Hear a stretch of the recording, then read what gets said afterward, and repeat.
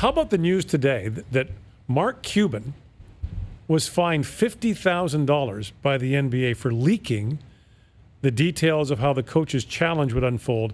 But the news that Cuban leaked that and got fined for it also leaked. Someone leaked that Cuban got fined $50,000 for leaking. What a league, right? I mean, tampering is everywhere. And right. Leaking is everywhere. It's what you get caught for, not what you do. I guess that's finable, right? So the brilliant line, and I'm not quite sure who coined it, was shadow scouting, and the fact that they'd shadow scouted Kawhi Leonard all year long, and which somehow makes it sound a little bit like the CIA or the just don't get caught doing anything you're not supposed to be doing. But Josh, Adam Silver did talk about this week, that the NBA is going to have to address its tampering rules because, as he said, there's no point having rules if you can't enforce them. Yeah, the problem is it's so hard to prove any of that stuff. Well, player to player. Player to player. Almost impossible. Yeah, I mean, those guys are friends. They're going to text. They're going to chat. I'm not sure that that can't be enforced, and I'm not sure that it even should be. It gets more difficult when it's the organization and the team. I mean, in the case of Kawhi, the Clippers were not caught. We're not seen doing anything technically that was against the rules. They're allowed to send representatives to another team's games. It's strange. It's unprecedented. I can't remember. I mean, we'll call them scouts. It's omnipresent, right? So it's gotten to the point where at hockey games, someone will post the list that's in the seating chart of exactly what scouts are at what games. So call them a scout, call you what the will. And now the owner's sitting there at the sideline. Yes, that's a different story. A little bit at every NBA game, to your point, Dave, at every NBA game there are scouts. Usually, there's a handful of them, 5 scouts, different teams, but it's usually the team that's playing the Raptors. So in this it's a case, pre-scout situation. Yeah, normally it's a team that's playing the Raptors in a week, or if it's a team that's interested in a player, they're trading for a player, they'll send a scout to a few games. But I've never seen a situation where a team is sending a scout, or anybody, in this case it was an assistant GM or the president, to every game. They were at least half of the Raptors games this season. And not sitting in the press box. Not sitting in the press box. They'll actually, no, they sit them somewhere. They'll sit them probably at the upstairs in the hockey box.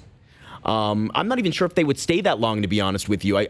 So they would come and they would show up before the game. They would sit on the sidelines. That's what I mean. Yeah. And watch Kawhi during warm up. They would watch him shoot, and they wouldn't talk to him. They're not allowed to talk to him. They wouldn't talk to him. So there's nothing wrong. They're not breaking the rules by sitting there, showing up early, taking a nice seat before warm-ups and watching the guy shoot.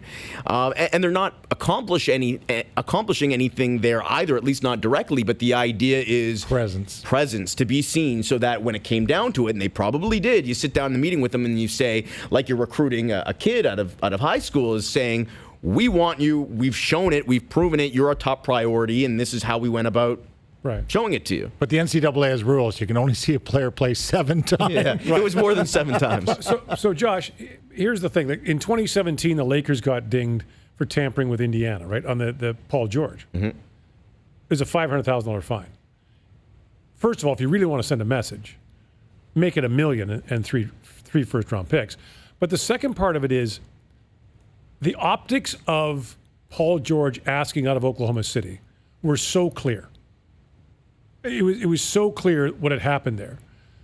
Can the commissioner not step in? And, the famous Ted Stepien thing, right? Like the owner of the Cavaliers. Charlie Finley. Right, the owner of the Cavaliers in the 70s, the league stepped in and said, no, for the good of the game, you can't do that.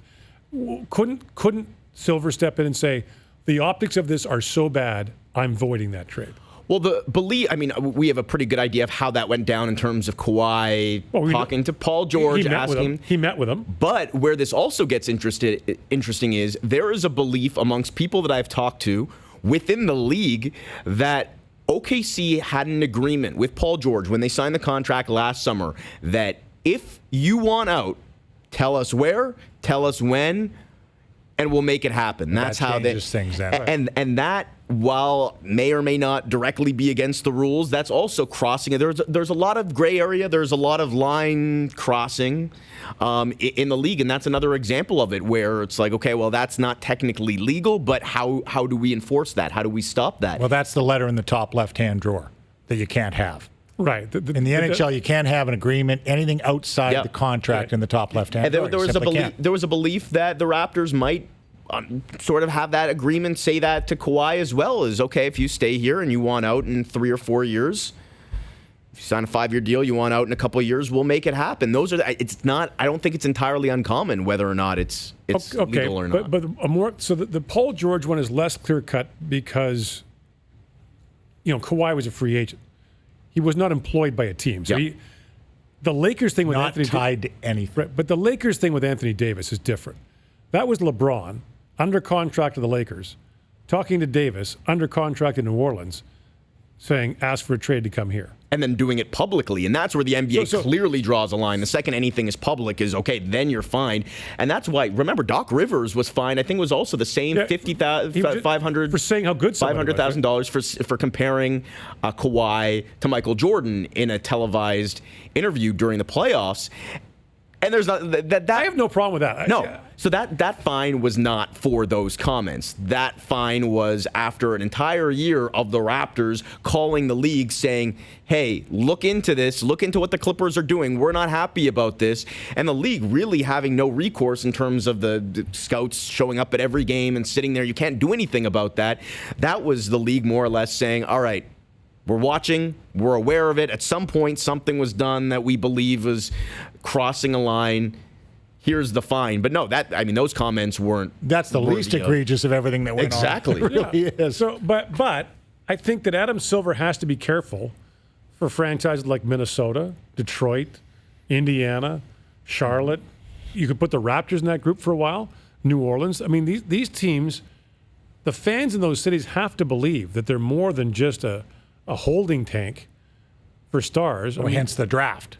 The whole purpose of the draft is balance. Right.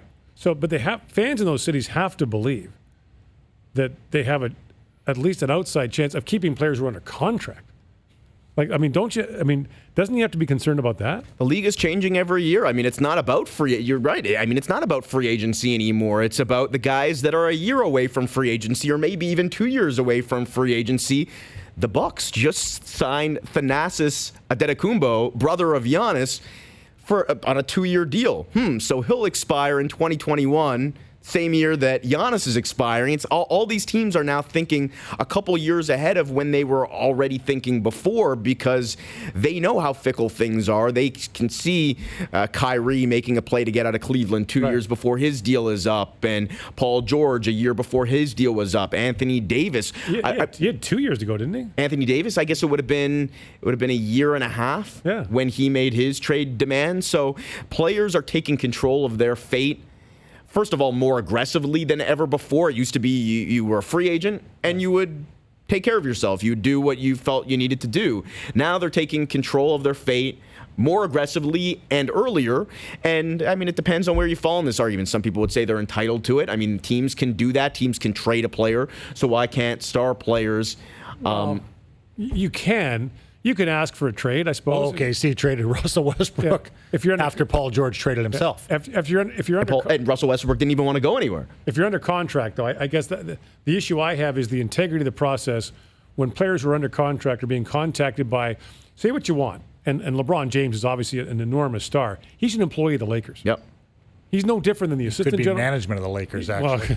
Well, he's no different than the general manager, the assistant general manager. He's an employee of the Lakers. And so for him to contact a player who's under contract to another team.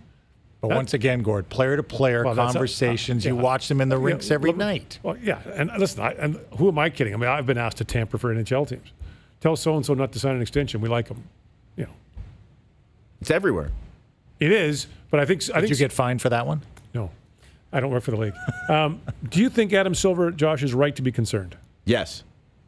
Yeah, I think the league is in a really good spot right now. I mean, there's always got to be something that people are focused on. And a few years ago, the big gripe that a lot of people had, myself included, about the NBA was the lack of parity. The NBA, and I've believed this for a long time, is if not the best league in the world, certainly one of the best in the way that, I mean, they're as progressive as anybody. Yep. They do such an incredible job of marketing their product and marketing their stars and their players. But the one thing for a long time was the lack of parity in a way that, I mean, the NHL, you go into a season, how many teams, fan bases of teams, realistically feel like their team has a chance of competing for a Stanley Cup? Third of the league, something like that. NFL, same thing. Major League Baseball, same thing. That was never the case in the NBA. This year it might be. Like, there might be 7, 8 teams here that feel like they have a good chance of winning. The league, I think, in a lot of ways is in a really good spot. But yeah, I mean, now, especially in this era where I mentioned of more than ever before, the players, star players, taking their fate into their own hands, and in a lot of ways making these big power plays, these coups where now all of a sudden you're convincing other guys to move. And we've never seen this before. And like anything else in an unprecedented situation that we've never seen before, there's a ripple effect and sort of this period now where I think the league has to figure out maybe not how to stop it, but how to control and police it a little bit better. And from a marketing standpoint, has there ever been an off season that you've spoken more about everything going on, that the league that's not playing has had more airtime, more ink, more eyes on it than's happening right now in the NBA? The NBA's been, I mean, the last few years have been really exciting. Even going back to that, remember that DeAndre Jordan saga where the Clippers locked him in his house? It seems like every summer there's something. There's always headlines. Somebody writing these scripts? Well, here's the thing. They haven't played a game in a month. I know. They've been on the front page for every day.